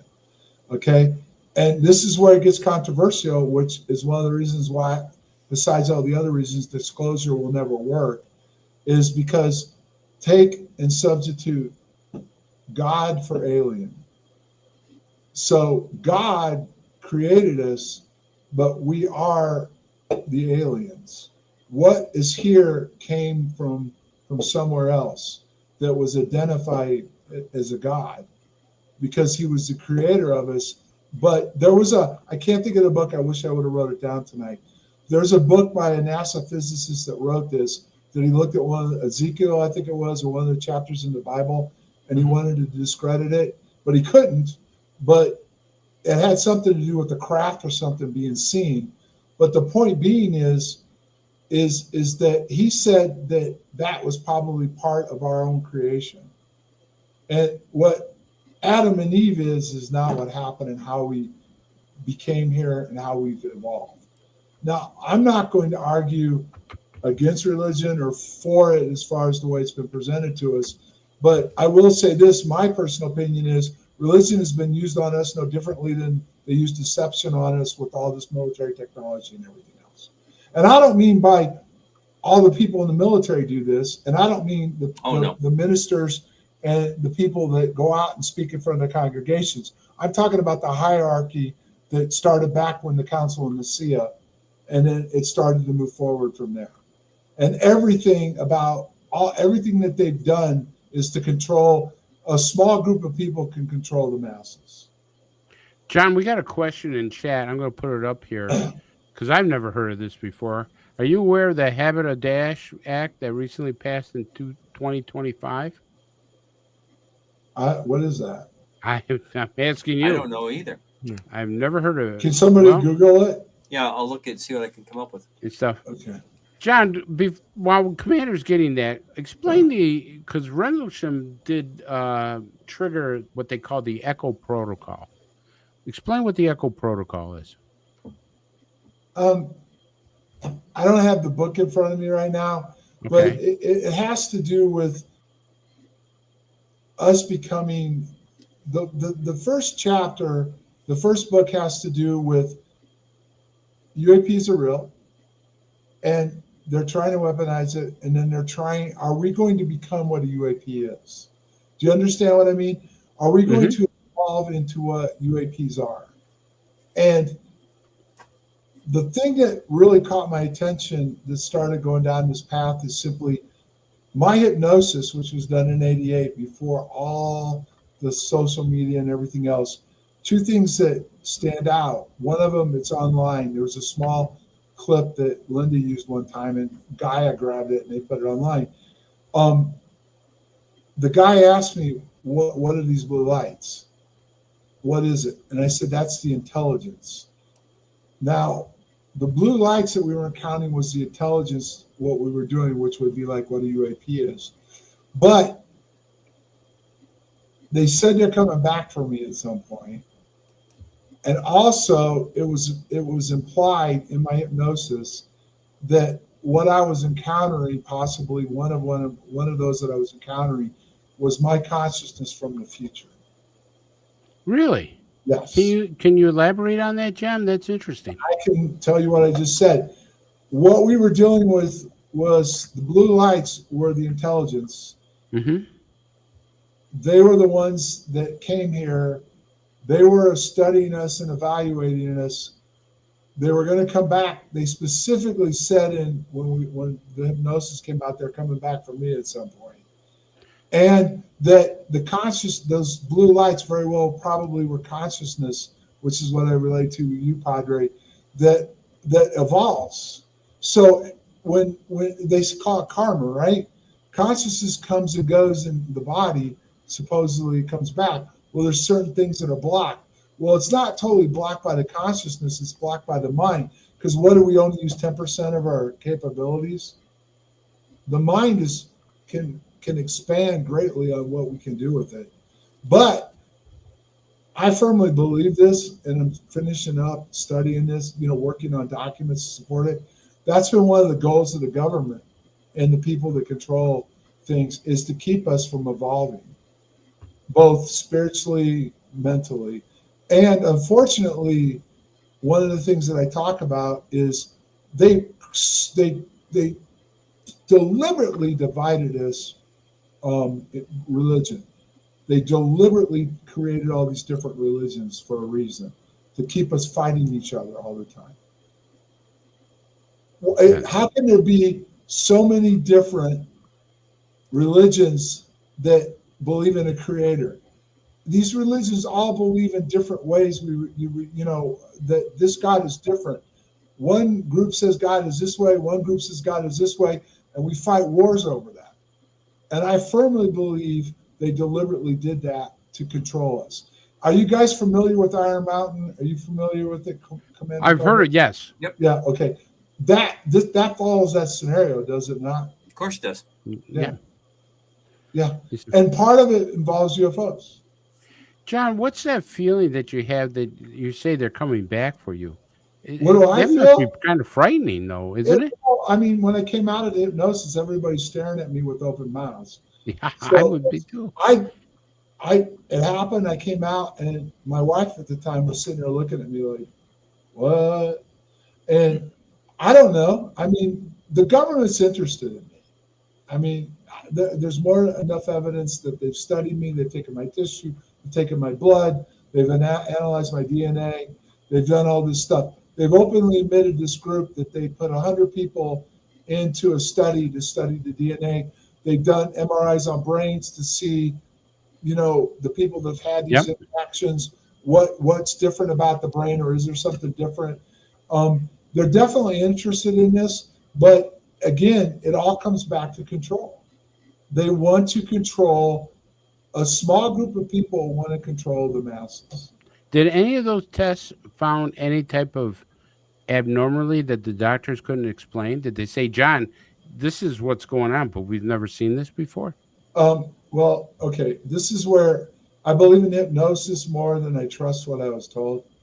But I'll just lay this out for you, okay? And this was done in the lab in Pennsylvania. I've got the report. I talked to the person that ran the tests. It came through Gary Nolan. John, we're good enough friends. I take what you say to the bank. No, but I don't trust what came out of this, okay? What happened was simply, they got when I had my heart surgery, that's when they got my tissue, my blood. They ran all that stuff because I wouldn't give it to the group, Nolan's group. I wouldn't give it to them. I didn't trust them, right? Well, I found out afterwards, and I did get a couple documents before those got locked down, that confirms that the government studied my tissue. John Alexander confirmed that. And you want to learn about Padre, you want to learn about weapons, go look at his work. Have you seen it, Commander? I have. He talks about where we were and where we're going with the EMP weapons. So Green came and visited me. I don't know if you know who Christopher Green is. He was CIA. Yep. He's a doctor and all that. So he was involved in all of this with the government and everything. So then he came and visited me. And when he came to me, he said, all right, I want your DNA. But when they tried to get it the first time and I declined, they wanted my blood. But they took it when they did the surgery. This time they wanted a spit test. And they wanted to put me in the study for the 100 people. Okay. But I told him I wouldn't do it I would only do it in one condition because I already knew they had it. I wanted him, I'm adopted, so I don't know my family history. And my son wanted to know my family history. So he agreed to take my son's and my DNA and send it to a lab in Pennsylvania and have it analyzed, as long as I would give a sample to go to this 100-person test, which we never got told what came of it, where it went, or anything else. So sent it off. A couple months later, I got a phone call. Green told me to sit down. I said, why? I just woke up. What's going on? He goes, well, your DNA samples came back. Well, all right. What's the big deal? Why couldn't you send me the report? He said, you're a rare bloodline. Your wife's a rare bloodline, which they confirmed later. And they knew this because the mitochondrial DNA is what they ran, which ties back to the mother. But they ran my bloodline also. We both had rare bloodlines that created Caden, who had no heritage. He was a new bloodline. Now, Nolan said that that's real. People come together and they create new bloodlines, right? Which is not anything from any continent or anything else. Right. And the other thing was, he said, both his mother and mine bloodline, because they got a sample from her, go back to Christ time. So they're implying something to do with our evolution and everything else. And I'm saying this, that's what I've been told. But to do those tests again, at the time they did them were $10,000. They're $20,000 a piece. I don't have $60,000 laying around right now. And also, you have to talk about chain of custody. You know what I mean by that, Commander. I'd want to go into the laboratory, have the sample taken and analyzed right in front of me. Because once it goes out of your sight, they can do whatever they wanted with it. Not saying they would, but it's just some of this stuff is so crazy. Being skeptical is not a bad thing at this point, John. Right. But that's where a lot of this is going, which what will create chaos. To what end? Okay, if they came back tomorrow and said everything we've been told for thousands of years isn't true about God, how we were created and everything else, how well would that sit, Padre? Well, for those of us who have truly experienced him in our lives, we would know it to be a false statement. Well, I have experienced him. In fact, there's a good chance that's partly what we encountered out there. And I can honestly say to you, my belief is I think we've been lied to about who the creator is as far as how we became here. Not that we don't have a God, not that we don't have a creator, not that we exist obviously, but the way we've been taught is not the way it took place. All right, John, we're at the end. So here's what I got to ask before Chris takes us to the end of the show. We have to pick this up. When you can do this again, we've got to get together again to flesh this out when you're available. Because I mean, the chemistry is just too good here with the four of us, and hopefully Don's back, and you know Don a long time. We need to go a little bit further with this because I think you touched on a lot of very important areas. A lot. Right, and basically, guys, what I'm saying is this is where the research has taken me in my encounter. Does that make me, Chris, you called me on Sunday, I'm an expert. I don't like the word expert at all. I'm not an expert, but I had an experience. A man in knowledge. Okay, I had an experience like Contact when she said, I had an experience, I can't explain it, and I'm going to do everything in my power from that point on to understand what it was and how it is.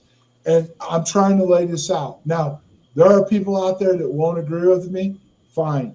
But at least have an open enough mind to look at everything and don't just take what you were told as verbatim. And that's like with the Wall Street Journal. I think there's truth in it. And I think that ultimately that we've been lied to, as humanity's been lied to. Did you find out what that guy was talking about real fast, Commander, before we Actually, we got to wrap right there because I agree with you. We've been lied to. And I agree with the Commander, and I'm sure Dan feels the same way. We got to have you back on because this is just going so much, and we can do 3 shows about all this. John, thank you so much for coming on. Thanks for having me. It's been an amazing show. Happy Father's Day to all the fathers. It started with some really good ones here. Yeah, happy Father's Day. That is correct. And folks, please, when you get a chance, get his book with Toby Martinez, Signals from the Threshold, The Hidden Race for UAP Technology. You will be blown away. I have a copy of it. I was blown away. And I'll tell you, it was some of the best reading. Amazon.com. Right, John? Yep, Amazon.com. And Chris, send me whatever that guy asked about. I want to look into it. There's very few things that I haven't heard of or don't even have a clue to what it is. That was one of them. All right, folks, that's our show for tonight. Thank you for watching, and we'll get John back. Have a great night.